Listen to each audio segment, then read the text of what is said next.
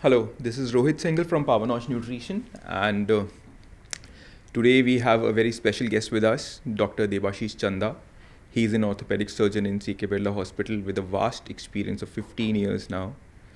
And Dr. Debashish Chanda, welcome sir, welcome to Pavanosh Nutrition Podcast. We are really glad कि हम आपके साथ में यहाँ पर हैं और आप अपने insightful information, knowledge, wisdom share करेंगे हमारे साथ में.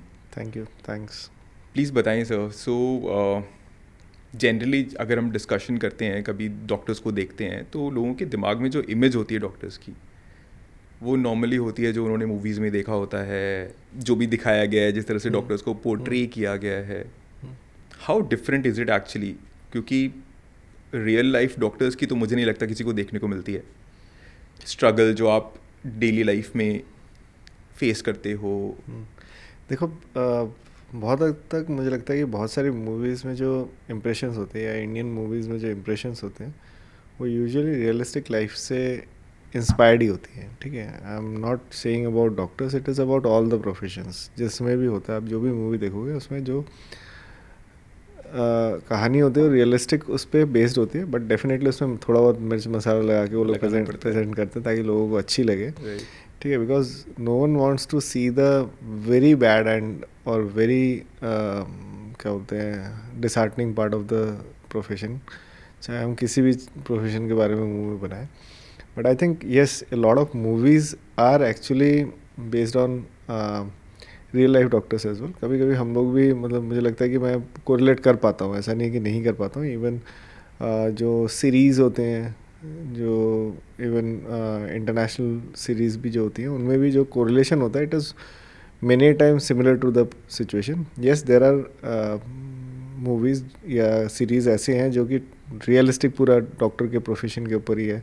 उसमें एकदम हार्डकोर स्ट्रगल वगल सब कुछ दिखाया जाता है, प्रॉब्लम्स भी दिखाई जाती है. बट मसाला मूवीज़ के हिसाब से बोलूँगा तो दैट इज़ ऑल्सो गुड, उसमें ख़राब नहीं होता है.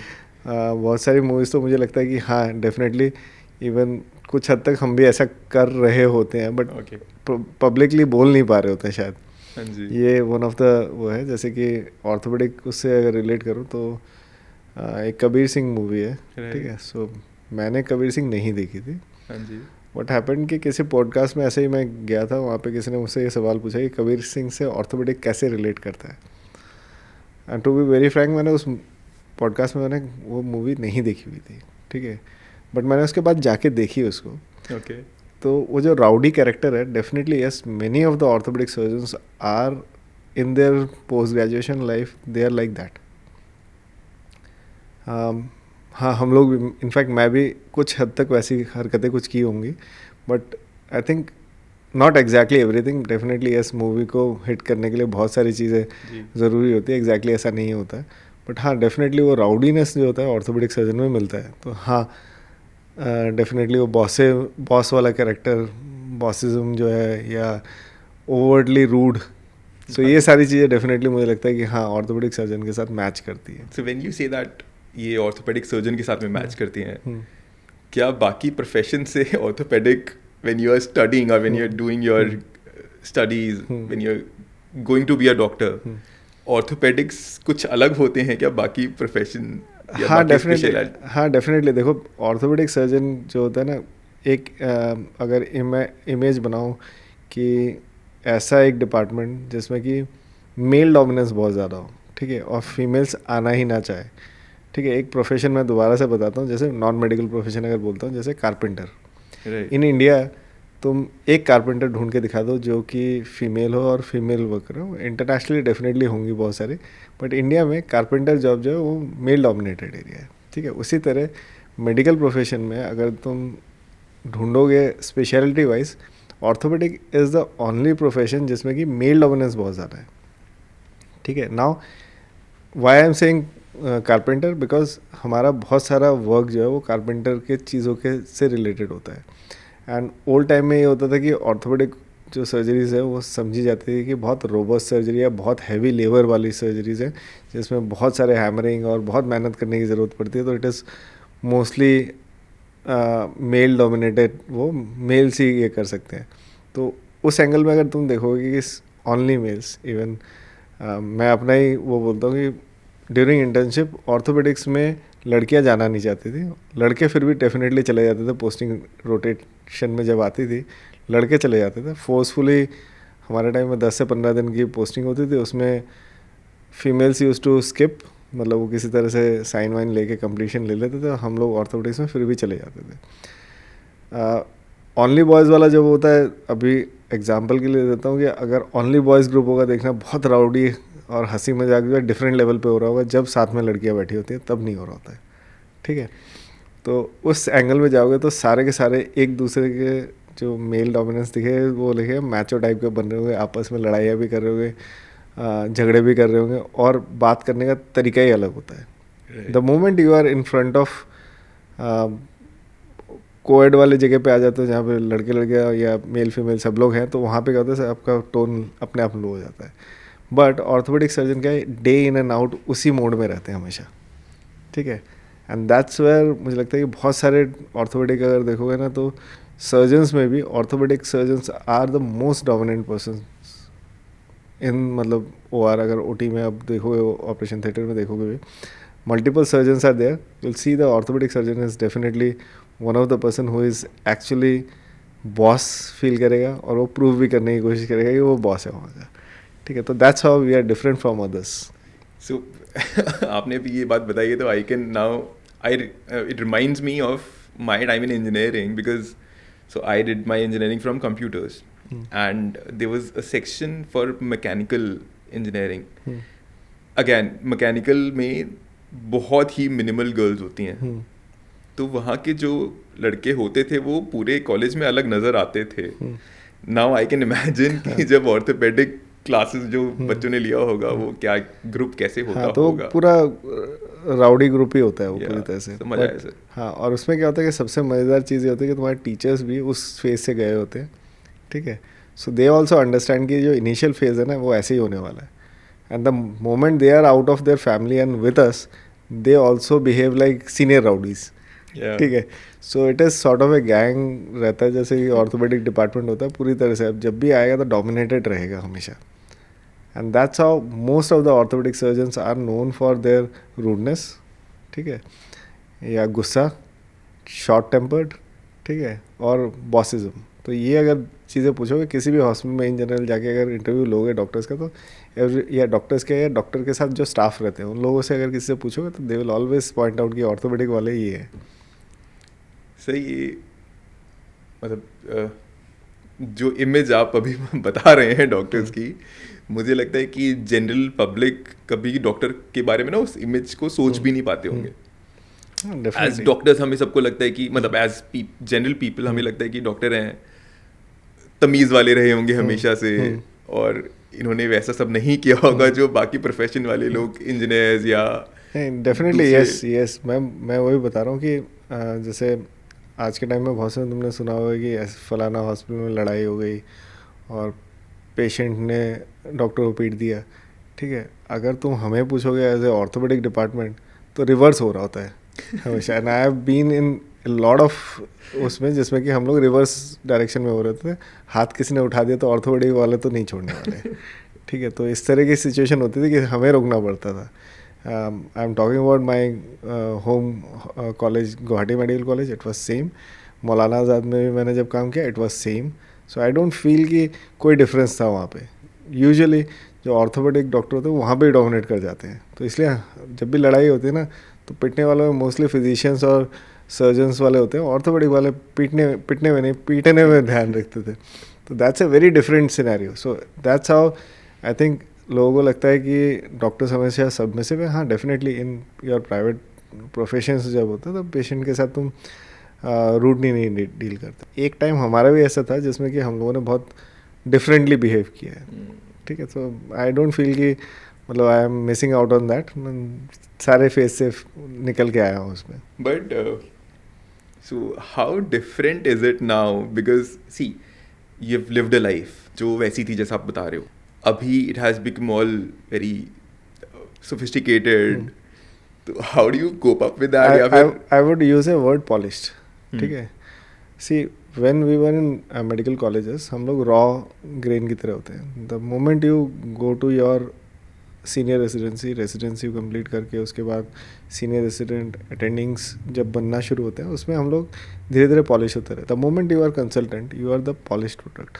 लोग आपको देख के ये इमेज बनाते हैं कि हाँ ये डॉक्टर कैसा होने वाला है.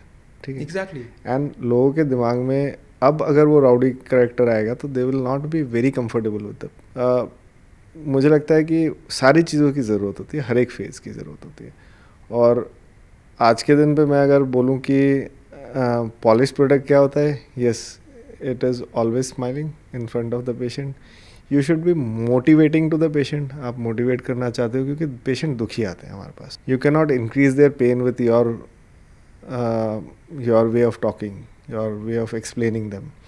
You have to be extra cautious. कुछ लोग बहुत सेंसिटिव होते हैं, हाँ मुझे लगता है कुछ लोग ऐसे सुपर सेंसिटिव होते हैं, even with a smile doctor अगर उनको ग्रीट करता है तो कहते हैं कि आप मुझे देख के हंस रहे हो. सो आई थिंक हर कैटेगरी के patient, in general patients are in pain, patients are in problem, they are upset.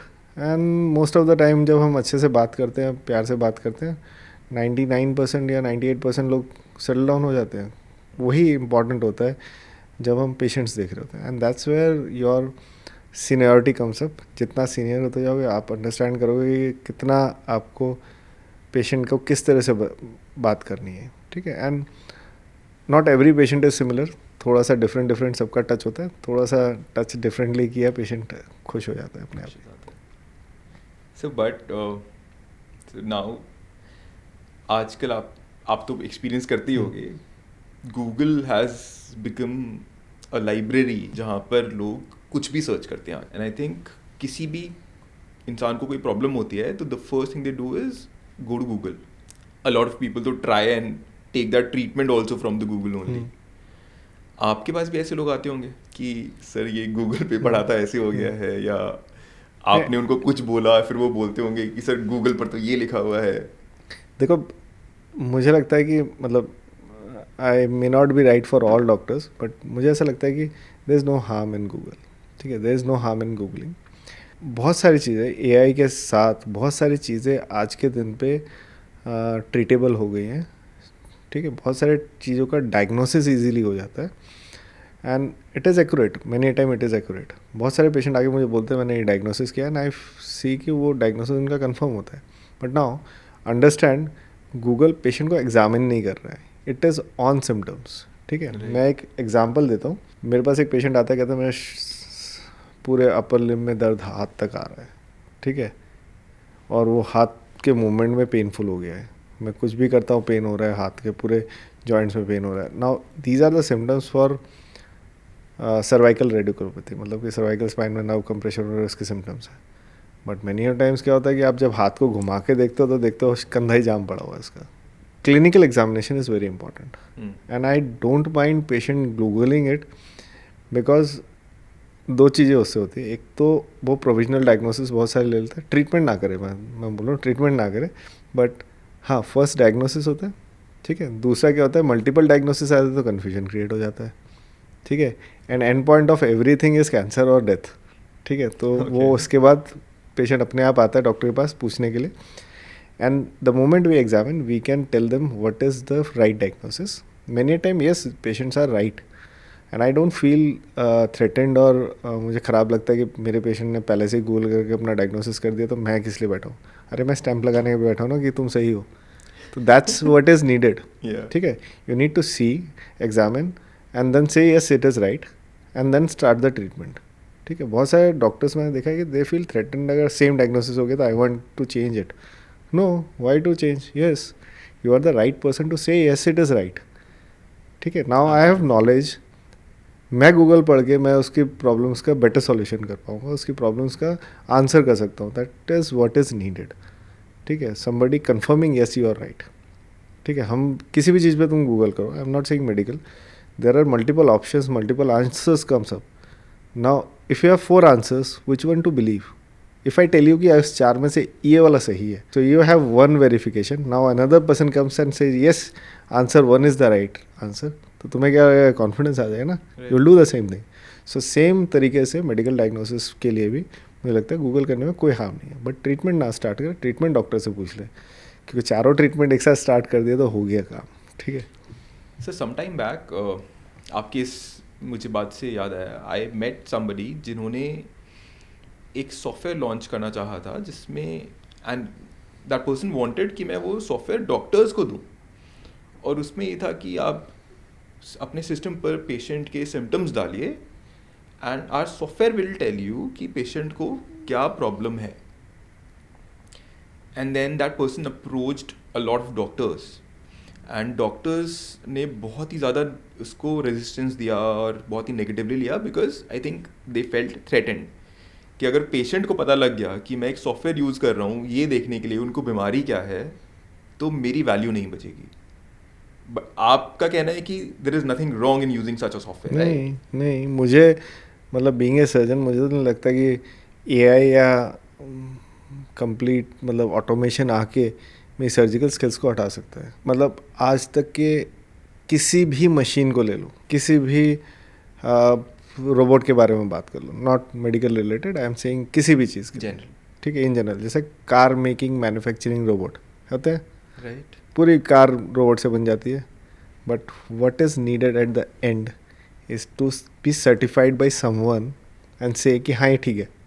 वो कौन होता है? ह्यूमन होता है, राइट. ठीक है. उसके बाद उसमें भी डिटेलिंग में कुछ ना कुछ चीज़ें जो है वो हैंड का आता ही आता है. आज हम ऑटोमेटिक कार में इतना, या कार मैन्युफैक्चरिंग में इतना डीपली चले गए हैं, ठीक है, या बोलो कि मोबाइल फ़ोन बनाने में, बट वहाँ पे अगर तुम बोलो कि कोई आदमी ही नहीं है जो करता ना हो उसको टच, ऐसा नहीं है. वैलिडेशन के लिए ऑलवेज ह्यूमन इज़ नीडेड, ठीक है. और सर्जिकल स्किल के हिसाब से अभी मैं एक एग्जांपल देता हूँ कि जैसे आपको एक गाड़ी बनानी है, हर बार एक ही जैसा मॉडल बार बार बनाना है, ठीक है, और उसमें हर एक चीज़ एक ही जगह पे रहेगी ना. ह्यूमन बॉडी में क्या होता है कि जैसे मैं और तुम बैठे हुए हैं, तो मेरी और तुम्हारी आर्टरीज और ब्लड वेसल्स हमेशा एक जगह पे होंगी ही नहीं. तो जो मैंने आज मेरे अंदर है वो तुम्हारे अंदर नहीं है, तो it is always very complex. तो सर्जिकली मुझे नहीं लगता, आई एम नॉट थ्रेटन, मुझे लगता नहीं है कि अगले 50 साल में भी ऐसी कोई चीज़ आएगी जो कि सारी चीज़ खुद ही कर रही होगी, सर्जन की ज़रूरत ही नहीं होगी. एंड मुझे लगता है कि पर्सनली अगर आप मुझे पूछोगे कि will I be comfortable in getting treated by a machine, I would say no. I would want, that's a very prospective answer. मुझे लगता है कि हो सकता है कि we might develop a lot of things where machines might be doing a lot of things की सारी सर्जरीज. जैसे रोबोटिक सर्जरीज में भी it is robotic assisted surgeries, ठीक है. रोबोट डजंट डू अंडरस्टैंड कि मुझे लगता नहीं है कि एआई जो बना भी रहा है उसमें भी इतनी हिम्मत होगी कि वो अपनी सर्जरी किसी और से करवा देगा अगर सर्जन बीच में ना हो, ठीक है. Because machines are always machines and they might cause some trouble at particular point and that can be corrected by a person on human being, ठीक है. सो मुझे लगता है कि इसके लिए घबराने की ज़रूरत नहीं, और डॉक्टर्स के लिए तो मुझे लगता है कि बिल्कुल भी घबराने की ज़रूरत नहीं है. Because that certification is always going through the doctors, either a surgeon और ए नॉर्मल फिजिशियन, उनके थ्रू ही जाएगा कि हाँ ये सही है, ठीक है. So I don't feel threaten, and मुझे लगता है अपने डॉक्टर्स को भी किसी को थ्रेटन फील नहीं करना चाहिए. But has this ever happened with you? वैसे आप बोल रहे हैं कि दैट यू कंफर्टेबल कि अगर लोग गूगल पढ़ के आते हैं, बट कभी ऐसे ऑपोजिट भी हुआ है कि कोई पेशेंट आया और आपको सुन के लगा कि ये मेरी बात सुनना ही नहीं चाह रहा है और गूगल के पीछे ही पड़ा हुआ है? कभी ऐसा हुआ है? देखो इसका एक सिंपल एग्जांपल दे सकता हूँ. कोई कुएं के मतलब उसके एज पे, वॉल के एज पे खड़ा है और वो कुएं में कूदना चाहता है और तुम उसे बचाना चाहते हो, और पीछे से तुम उसे बोलते हो कि मत कूदो मत कूदो, और वो कहता है नहीं मैं कूदूंगा ही. तो कभी कभी क्या होता है कि यू प्रिपेयर योर सेल्फ, ठीक है, उसको बोलो कूदो, फिर उसको बचा के निकाल दो. अच्छा, ठीक है. तो कभी कभी तुम्हें छोड़ना पड़ता है. Understand, many times many people come with A dogmatic mindset कि मैं ये करूँगा तो करके ही आऊँगा. बीइंग ए गुड डॉक्टर मेरी तरफ से मेरी एडवाइस होती है चलो कूदो, मैं देखता हूँ और क्या कर सकता हूँ. Okay. Now many time you have to tell the patient कि आप गिरोगे तो चोट लगेगी, किसी किसी को गिरने देना होगा, अनटिल अनलेस वो समझेंगे नहीं.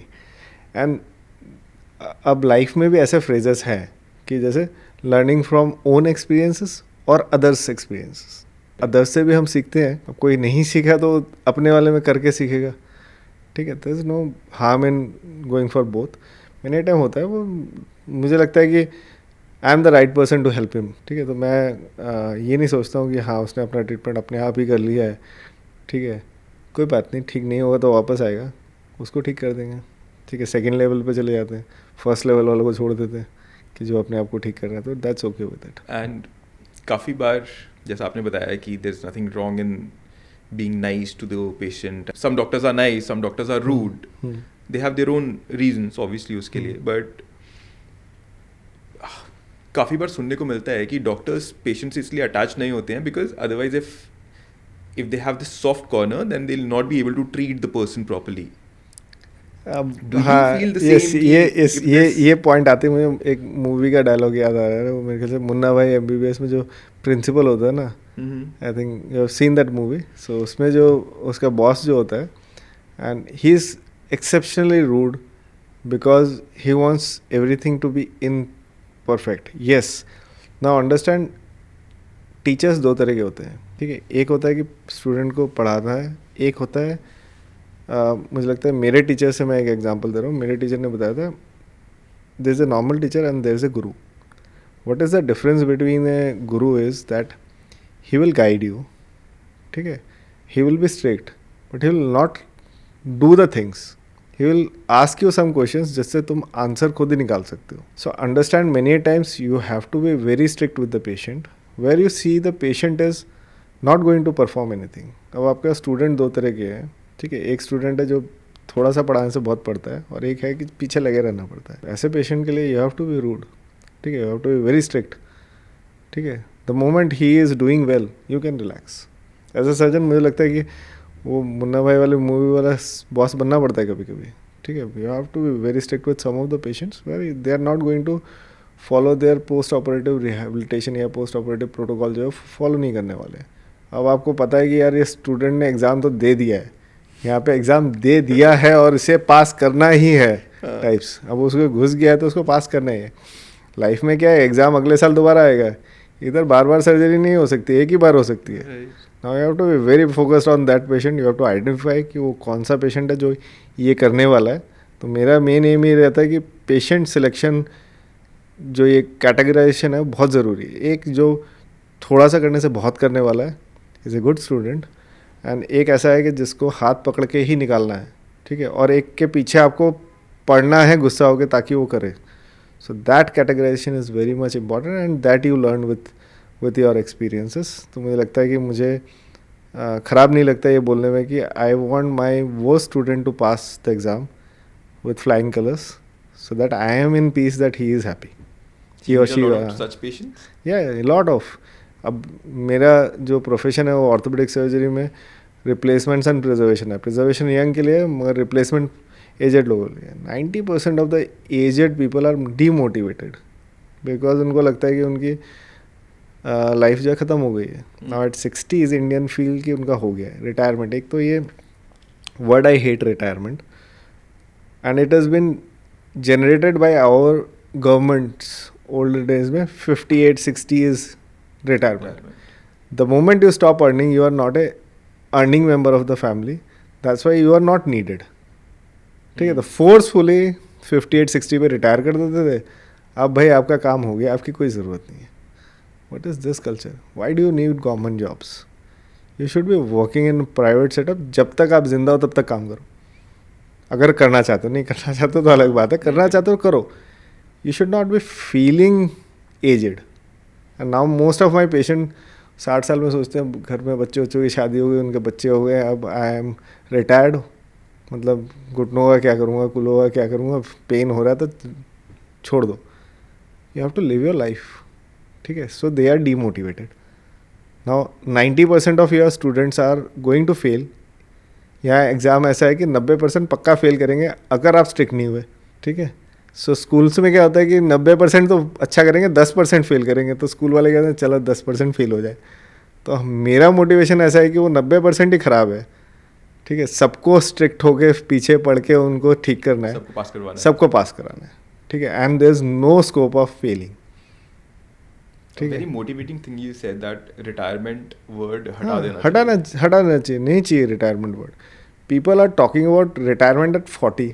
अबे मुझे लगता है मैं एक वर्ड बोलूँ, अबे बेवकूफ़. Why do you want to retire?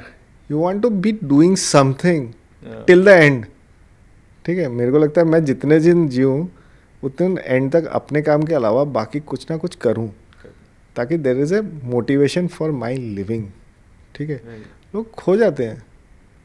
और एजेड के बाद अभी ये 40s में लोग रिटायरमेंट की बात करें, मैंने कहा बेटा आके देखो 60s में 70 में रिटायरमेंट के बाद लोगों की हालत क्या होती है. And that is one of the reason I am not in government setup. Government setup छोड़ा मैंने कि मैंने देखा कि मेरे फादर का भी यही हुआ. He was also doctor, 60s में आके ही रिटायर्ड. नाउ क्या करें, अब तो मैं रिटायर्ड हूँ, सारा दिन टीवी देखो या पढ़े रहो, नॉट ऑफ एनी इम्पोर्टेंस. मुझे लगता है कि उससे और ज़्यादा आपका हेल्थ डिक्लाइन होता है. हाँ, मैं एक सिंपल एग्जांपल अपने सारे पेशेंट्स को देता हूँ. पुरानी गाड़ी है, मारुति 800 पुरानी गाड़ी अगर दिखेगी रास्ते पे चलती हुई दिखेगी, खड़ी हुई नहीं दिखेगी, खड़ी वाली ख़राब हो चुकी होगी.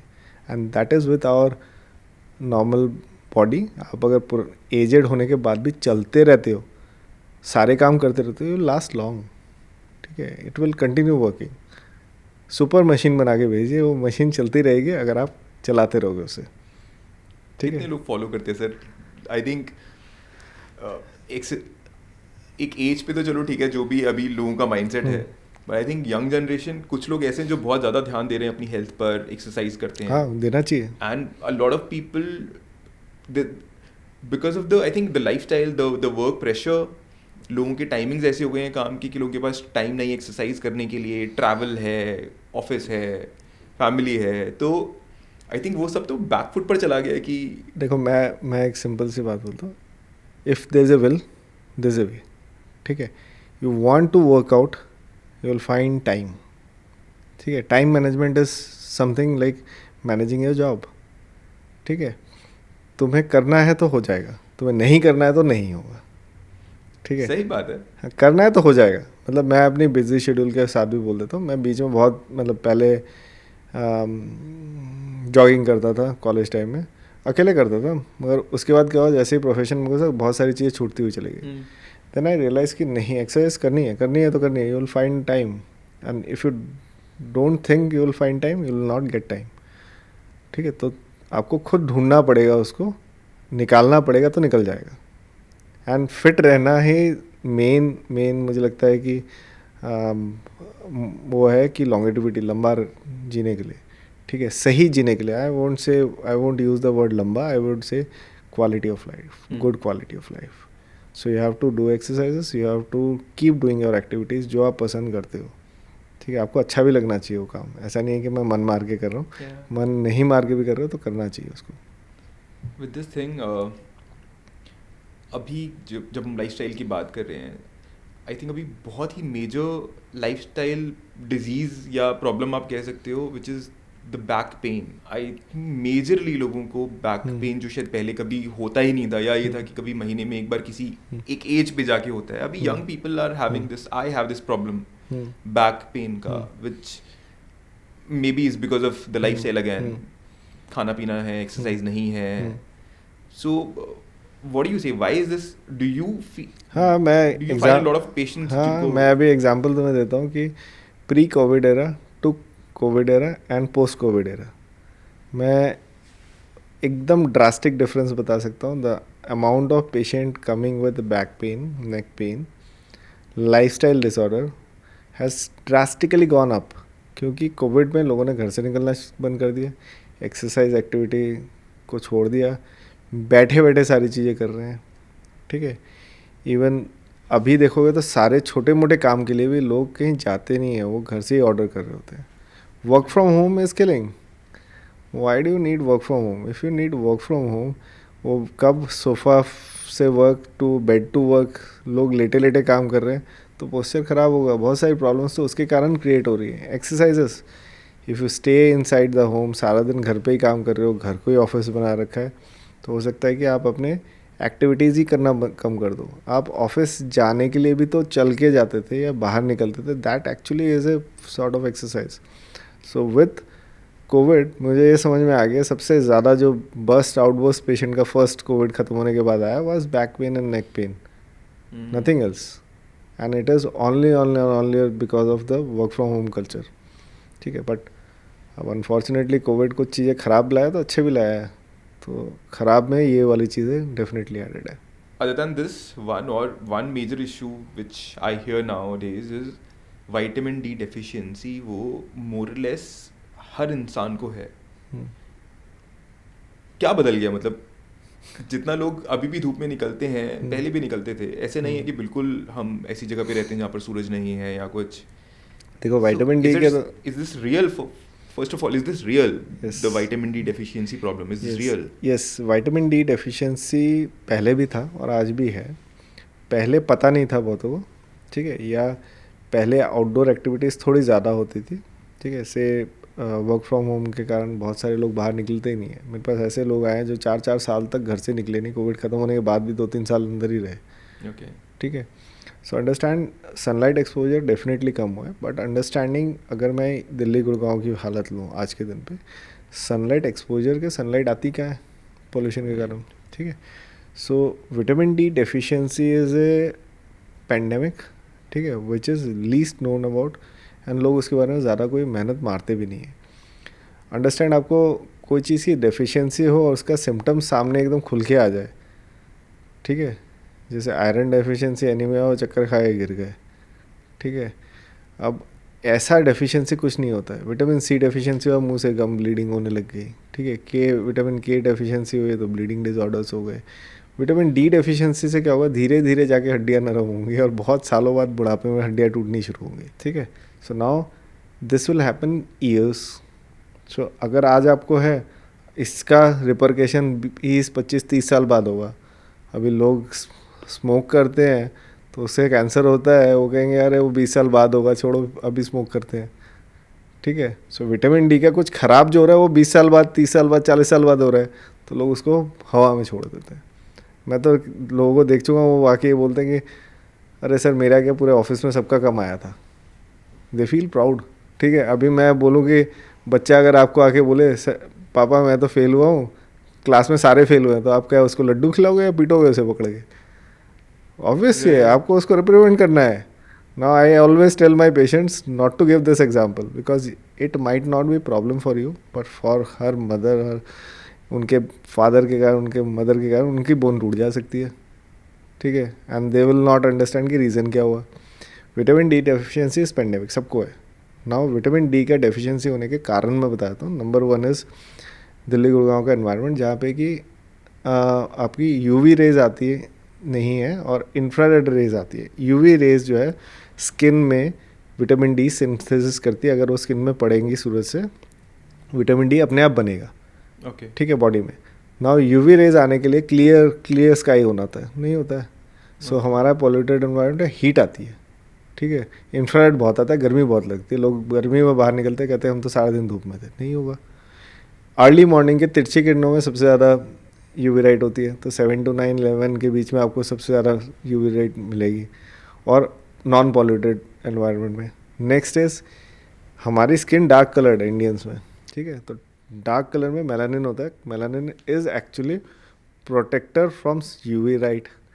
तो वो प्रोटेक्शन दे रहा है. यूवी लाइट आ भी गई तो विटामिन डी सिंथेसिस को रोक रहा है और कम मिल रहा है. तो अमेरिकन में they go and take sun bath, उनको विटामिन डी की कमी होती ही नहीं है. हमारे यहाँ बहुत ज़्यादा होगी उसके कारण.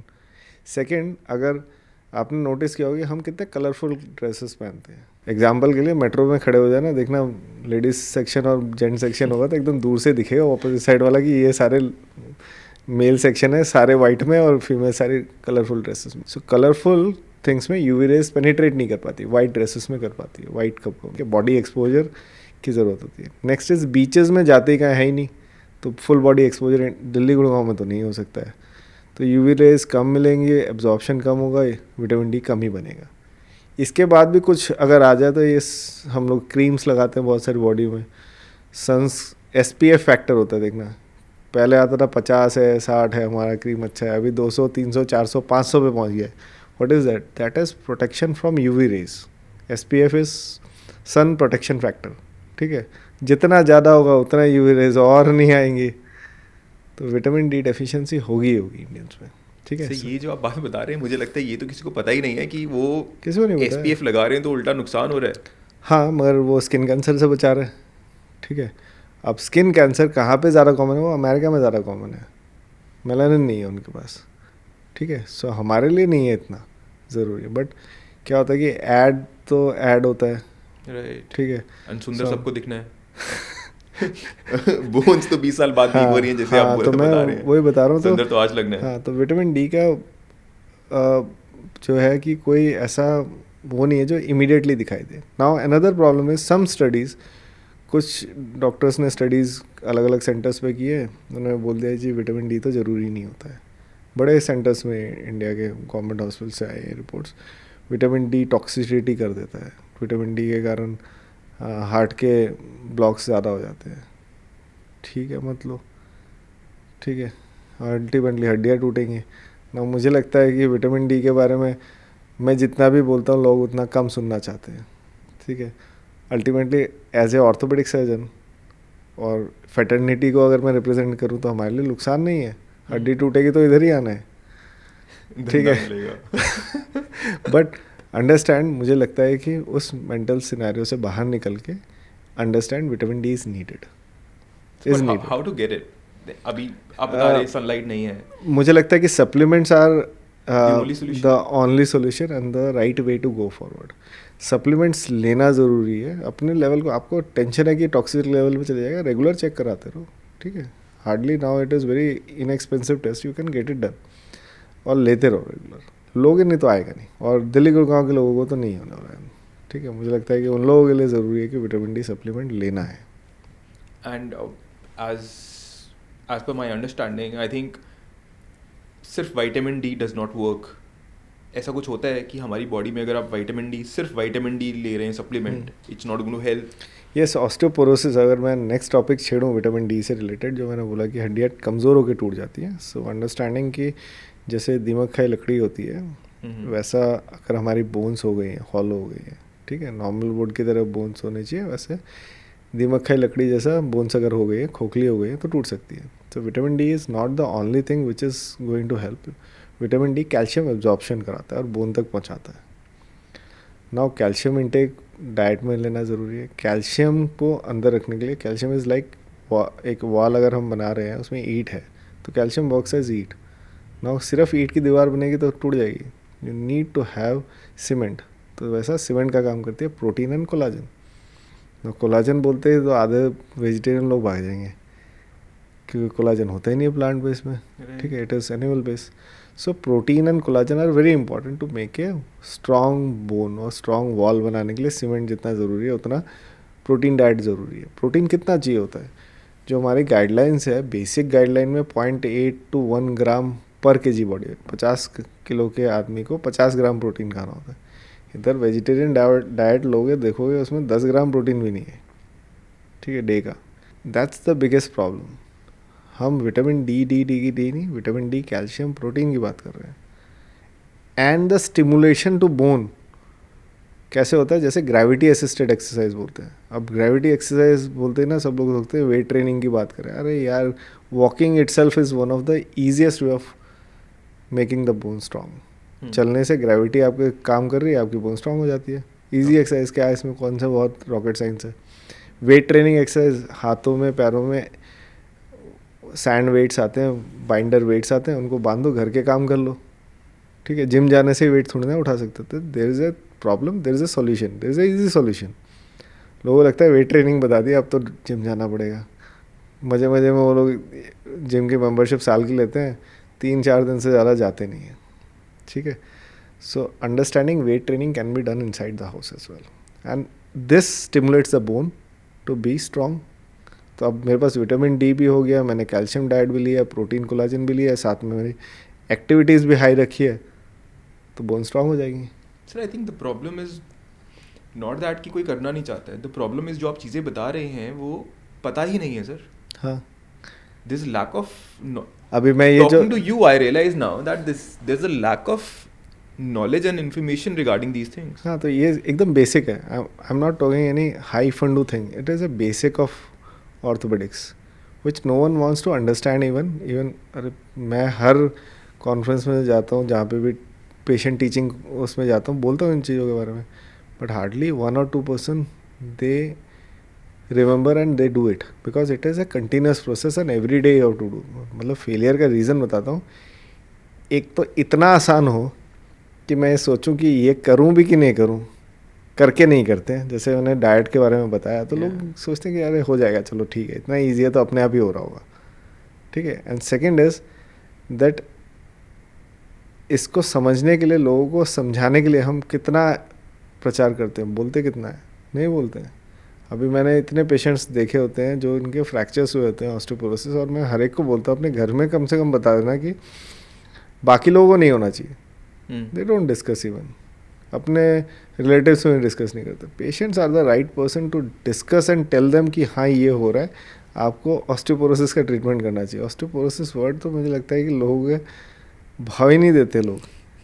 मेरे पास एक पेशेंट थी जिसने 18 फ्रैक्चर्स हो गए, एवरी टाइम डिलीजेंटली डॉक्टर के पास जाके सर्जरी करा ली, बट कभी ये सवाल नहीं पूछा हड्डी टूट रही है, टूट क्यों रही है, तो टूट क्यों रही है, उसका इलाज करा दो. हर बड़े बड़े हॉस्पिटल का एक एक सर्जरी है पेशेंट के पास. ठीक है. सर ये जो जैसा आपने बताया कि विटामिन डी के लिए या फॉर बोन हेल्थ के लिए, स्ट्रॉन्गर बोन्स के लिए हमें vitamin D is important, protein is important, collagen is important. There's another vitamin by the name vitamin K2, I believe. Is that somehow related to vitamin D के साथ में लेने के लिए? See, ऐसा होता ना कि आइसिंग ऑन केक. Okay. पहले केक तो खा लो. Okay, vitamin K2 केक भी नहीं खाते हो, आइसिंग की बात कर रहे हैं हम लोग. मुझे लगता है कि लोग इतना माइक्रो में चले जाते हैं. ठीक है. जो मेजर चीज़ें उनको छोड़ देते हैं. ठीक है. मेजर वो 4 जो मैंने तुम्हें स्टेप बताया वो 4 ही फॉलो कर लेना. ठीक है. इसके हाँ उसके बाद आप केटो सप्लीमेंट ले लो, आप उसके ऊपर भी बहुत सारी चीज़ें आती हैं, ले लो, मुझे प्रॉब्लम नहीं है. बट आप बेसिक मत छोड़ो. हाँ बेसिक तो मत छोड़ो कम से कम. ठीक है. अभी लोग फाइट कर रहे थे मुझे कौन से कैल्शियम की टैबलेट खानी है, डॉक्टर इस कैल्शियम में ये, इसमें ये, इसमें, अरे सब एक जैसा है. ठीक है. आपको फॉलो ये करना है कि सारी चीज़ें परफेक्ट होनी चाहिए. ठीक है. एक खाना बनाने के लिए इट इज़, मतलब मुझे लगता है कि अगर घर में जो खाना बनाते हैं वो इस पॉडकास्ट को देखेंगे तो वो समझ पाएंगे, कोरिलेट कर पाएंगे. It is not about 100 masalas making a very good dish. आप 4-5 मसालों से भी एग्जैक्ट अमाउंट अगर डालोगे उसमें, ठीक है, स्वादिष्ट बनेगा. ठीक है. उस पर आप एडिशनल क्या डालते हो, that can B trick for someone but not for others. सबके लिए नहीं है. तो मुझे लगता है कि इसलिए ना बेसिक पे रहो, बेसिक कंप्लीट करते हो, एडवांस में पहुँचो, मुझे प्रॉब्लम नहीं है. लोग क्या होते हैं सिर्फ एडवांस वाली फ़ोटो देख रहे होते हैं, हाँ वो होगा तो ऐसा होगा तो सुनहरा पिक्चर सब ठीक हो जाएगा. आई थिंक ऐसा कुछ नहीं पर वो social media is playing such a huge role here that लोगों को वो अभी influencers they have become doctors and they are recommending things to people and I think उससे बहुत ज़्यादा गलत इन्फॉर्मेशन चली जाती है, लोग गलत तरीके से परसीव कर रहे हैं चीज़ों को. हाँ मुझे लगता है कि प्रॉब्लम क्या है कि social media can be both sided, अच्छा भी है ख़राब भी है. नॉलेज देखो जितना चारों तरफ से बन रहा होगा, मगर अंडरस्टैंड कि कौन सही है कौन गलत है मुश्किल हो जाता है बताना. एंड मेनी अर टाइम्स क्या होता है इन्फ्लुएंसर्स का एक और जो मुझे लगता है कि उसमें पहले वो एजुकेशन से शुरू होते हैं, then they start marketing the products. ठीक है. क्योंकि पैसे वहीं से आते हैं. ठीक है. तो मार्केटिंग ऑफ द प्रोडक्ट जब होता है ना, then you actually indulge in to things where you may not be right, but because you have to sell a particular product brand, that's how you change and then you divert towards that. And that's one of the thing which मुझे लगता है कि थोड़ा सा scary वाला situation इसमें ही आ जाता है. प्रोडक्ट बेचने से पहले मुझे लगता है कि जो प्रोडक्ट की ब्रांडिंग कर रहा है ना, he should know about it. ठीक है. He should know thoroughly about it कि उसका कुछ गड़बड़ नहीं हो सकता है. It is not about money, it is about for medical purposes, it is about patients life. ठीक है. एंड समथिंग हैपन्स एंड उसका रिपरकेशन सालों बाद आपको कुछ ख़राब तरीके से मिला तो मुझे नहीं लगता कि कभी भी वो अच्छा होगा. ठीक है. I have seen a lot of film actors और people doing ads for particular medication, for particular supplement. ठीक है. अभी एग्जांपल के लिए बताता हूँ, जैसे युवराज सिंह पहले रिवाइटल का ऐड में आता था, ये बड़ा कॉमन सा ऐड है. ठीक है. He got a cancer, the Revital team has removed him completely. ठीक है. So you have no idea कि स्ट्रेंथ के लिए वो रिवाइटल काम कर रही थी या उनको कैंसर किस लिए हुआ, ठीक है, अब उन्होंने दूसरे बंदे को ले लिया, अरे यार ये तो ब्रांड इमेज ख़राब हो गई, तो नहीं करने का है सप्लीमेंट्स का, ऐड नहीं करने का है, ठीक है। आप तब ऐड करो जब आपको 100% पता हो कि सही है, क्यों मार्केटिंग आप सेल करने जा रहे हो, प्रोडक्ट सेल कर रहे हो, ठीक है। सो यहाँ पे मुझे लगता है रेगुलेशन एक आना चाहिए, गवर्नमेंट रेगुलेशन आना चाहिए, बट इंडिया में कितनी चीज़ों का करेंगे, इतनी बड़ी पॉपुलेशन है, इतनी सारी चीज़ों को टैकल करना मुश्किल है, और ऊपर से सोशल मीडिया इन्फ्लुएंसर्स के लिए रेगुलेशन लाना मुझे लगता है कि एक और लेवल का चैलेंज होने वाला है। तो लोग अपना दिमाग यूज़ करें और ध्यान से चीज़ों को यूज़ करें। सर हमारे लास्ट पॉडकास्ट में we had the same discussion with some other doctor, he was a dermatologist, and we had the same discussion and the same view कि before buying a supplement customer को ही ध्यान से देखना चाहिए कि इसमें क्या है, क्या हेल्पफुल है, क्या नहीं है। बट आई थिंक बहुत मुश्किल है, it is not possible. So even सोचो कि मैं एक नॉर्मल आदमी हूँ और मुझे एक सप्लीमेंट का ऐड देखा मैंने, मैं इम्प्रेस हो गया उसके ऐड को देख के, और मैंने उसको खाने की सोची, ठीक है। मैं क्या रिसर्च करके ढूंढ के निकाल सकता हूँ, ठीक है, एआई के साथ। हाँ, अब अगर तुम बोलोगे एआई के साथ, गूगल के साथ हम ये करके कि हाँ रिसर्च मॉलिक्यूल पे पहुँचे कि ये सही है कि नहीं, कौन करेगा, कितने लोग करेंगे, वो डिपेंड करता है। The brand has to be transparent enough sir, brand मुझे लगता है ब्रांड की रिस्पॉन्सिबिलिटी हो जाती है कि अच्छा प्रोडक्ट निकाल के अच्छा प्रोडक्ट निकाल के दे। It is our own moral responsibility कि हम जो दे रहे हैं वो ख़राब चीज़ ना दे दें, राइट, ठीक है। बट मुझे लगता है कि हर तरह के लोग हैं, अच्छे हैं तो ख़राब है, ख़राब वाले ख़राब सोचेंगे, अच्छे वाले अच्छा सोचेंगे, तो it's very difficult to actually manipulate और एक्चुअली मतलब करेक्ट डंडा लेके उनको सीधा करके रखना बहुत डिफ़िकल्ट है, it is impossible. This is very important because I think people have started buying stuff just looking at the advertisements, influencers, and I think वो कहीं रह गया है पीछे कि किसी क्रेडिबल इंसान से पता कर लें कि चीज़ कैसी है। वो सो इसलिए स्किन प्रोडक्ट्स के लिए आई ऑलवेज सजेस्ट कि you go to a dermatologist, for bone products you go to a orthopaedic surgeon. कोई हार्म नहीं है, एक कंसल्टेशन में वो यही तो बोलेगा कि हाँ ठीक है, हाँ ये गलत है, that's it. You need a person to stamp it and say it is right. Sir मुझे पर्सनली इतनी ज़्यादा नॉलेज मिली है आपसे बात करके, एंड आई एम श्योर जितने लोग देखेंगे they will be really glad कि उन्होंने देखा, बिकॉज बहुत ही ज़्यादा अच्छे इंसाइट्स हैं, जो चीज़ें शायद पता भी नहीं थी, सोचते भी नहीं थे, उन चीज़ों के बारे में अभी आपने कुछ चीज़ें मेंशन की हैं, तो बहुत ज़्यादा अच्छा पॉडकास्ट है मुझे लगता है। And I am really glad that you came here, you gave your time, and आपके विजडम, आपकी नॉलेज से बहुत सारे लोगों को हेल्प मिलेगी। Thanks. I think people, if they watch it, they should follow gain, also. they should gain knowledge and follow us. Yeah, नहीं definitely. I'm sure कुछ तो लोग करेंगे सर, मैं तो definitely करूँगा स्टार्ट कुछ चीज़ें। I will just end with this word that it is not you need thousands or lakhs of people to see and follow. It is always even one person watching this video and learning something out of it is helpful. So right. मुझे नहीं लगता कि उसके बाद मुझे लगता है कि वेस्ट नहीं हुआ है। अगर एक भी किसी ने सुना है और देखा है और उसका फ़ायदा हुआ है, it is worth watching it. Sir I think for bone density it's very important, vitamin D, collagen, protein and calcium. Yes. And walking I think is the most easiest way to make your bones strong. Yes. Hopefully people will follow, sir. I will. ठीक. The others will also, I believe. ठीक. Thank you so much, and so we definitely look forward to meeting you again. Definitely, and sure. sharing some other insights with you. Sure. Thank you. Thanks.